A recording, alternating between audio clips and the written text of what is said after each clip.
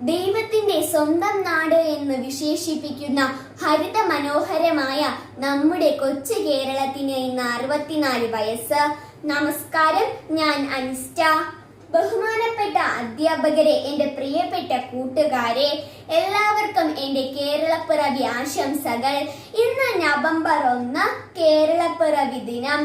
കേരള സംസ്ഥാനം രൂപീകൃതമായതിന്റെ ഓർമ്മയ്ക്കായാണ് നമ്മൾ മലയാളികൾ നവംബർ 1 കേരളപ്പിറവി ദിനവുമായി ആഘോഷിക്കുന്നത്. കേരള സംസ്ഥാനം രൂപീകൃതമായിട്ട് ഇന്ന് 64 വർഷം പൂർത്തിയിടുന്നു.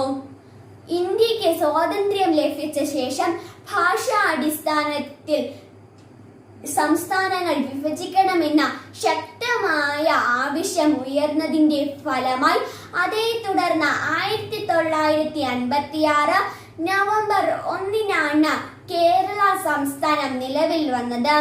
പരശുരാമൻ എറിഞ്ഞ മഴു അറബിക്കടലിൽ വീണ സ്ഥലം കേരളമായി മാറിയെന്നും ധാരാളം തെങ്ങുകൾ ഉള്ള കേരങ്ങളുടെ നാട് എന്ന അർത്ഥത്തിലാണ് കേരളം എന്ന പേര് ലഭിച്ചെന്നും ചേര രാജാക്കന്മാരുടെ അധീനത്തിൽ കേരളം പിന്നീട് കേരളമായി മാറിയെന്നുമൊക്കെയാണ് ഐതിഹ്യങ്ങൾ.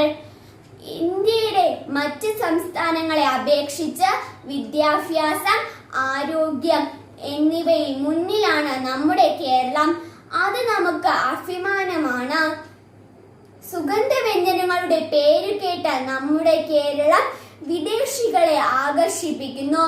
മനോഹരമായ ബീച്ചുകൾ, കായലുകൾ, പ്രകൃതി ഹരിതമായ നമ്മുടെ കേരളം ദൈവത്തിന്റെ നാട് എന്ന് വിശേഷിപ്പിക്കുന്നു.